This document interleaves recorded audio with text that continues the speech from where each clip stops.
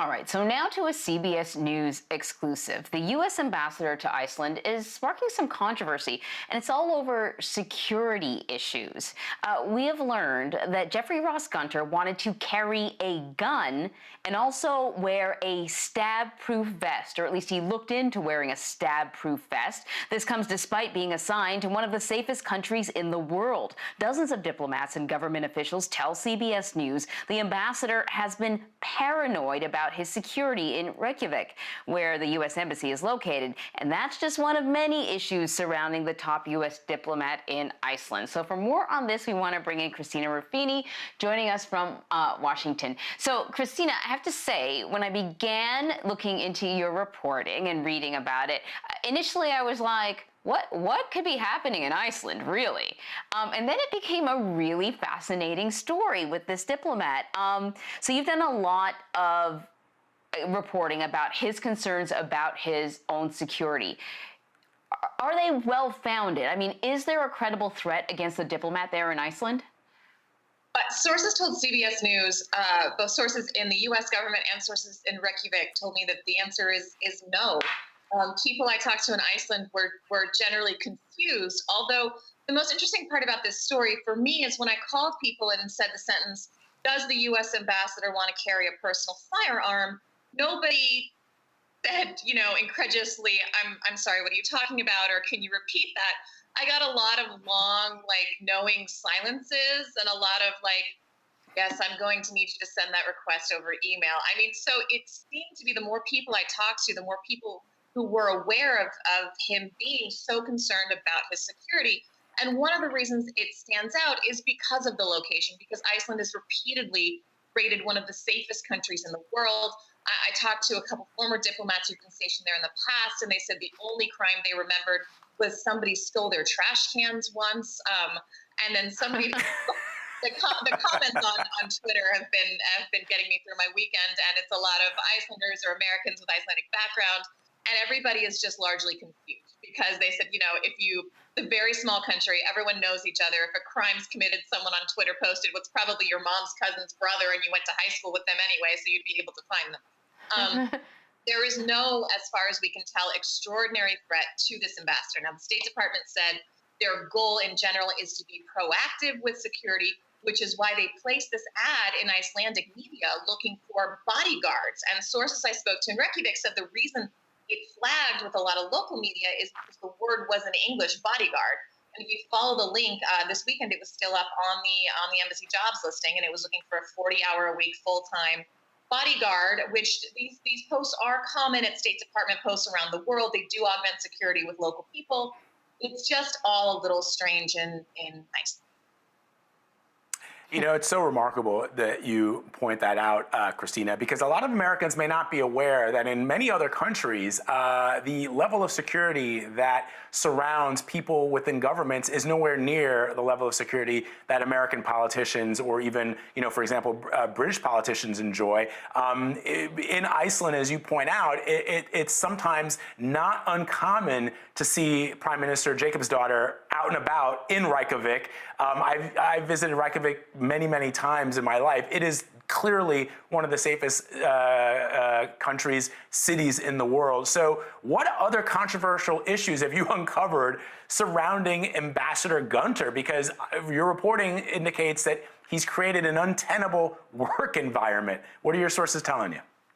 I mean, look, the gun thing is a little, I don't want to say fun because I don't want to dismiss it. It's a serious issue, but it's the flashier part. But the more important part, especially for the people who work at the embassy within the State Department, is his problem keeping, retaining, and managing staff.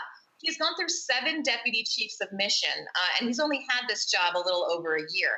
A DCM is the number 2 person at the State Department, and they are usually the career Foreign Service officer because so many of these ambassadors are political appointees.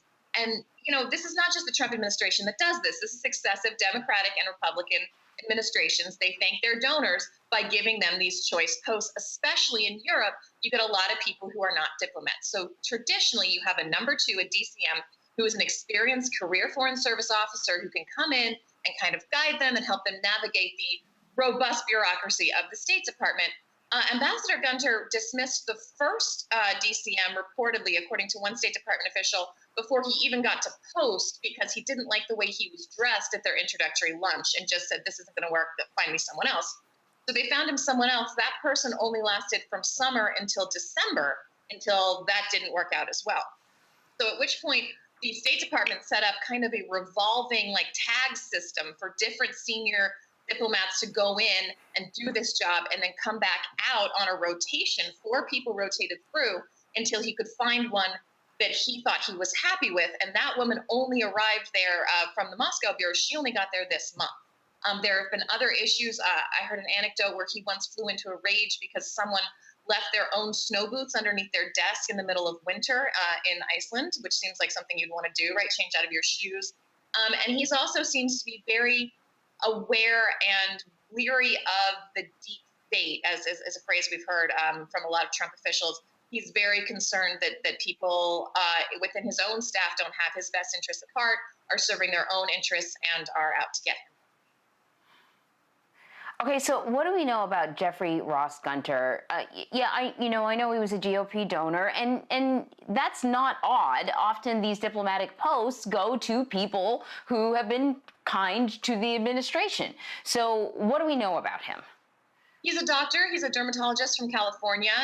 He's in, again, like you said, this is not out of the ordinary, right? It is not out of the ordinary to give high-powered bundlers. My understanding is he's more of a bundler, so he collects donations from other people and packages them together and he gave to the inaugural committee and he's given to Republican causes over years. So he's well known in Republican circles, especially in California.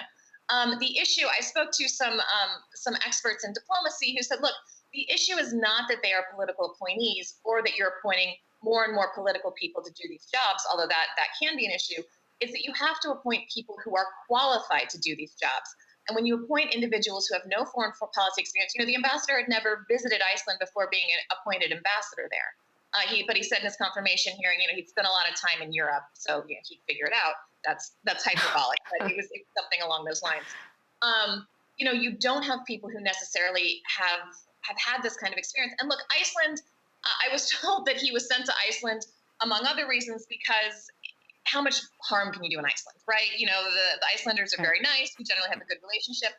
Arctic policy is coming to the forefront of U.S. foreign policy, so it is an important post, but it was thought of one that, was not very high stakes.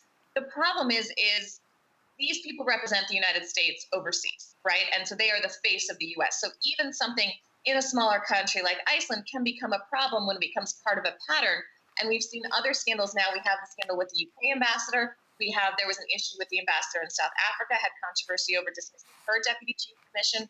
So you're seeing a bit of a pattern and starting to, some people I spoke to say, degrade the efficacy of foreign policy abroad because you're so busy dealing with these strange personalities and all these little mini scandals. Finally, Christina, any reaction from the ambassador or the State Department? So I sent in many, many, many questions, and any of the on-the-record responses I got back were in my story. However, I'm pulling it up on my phone.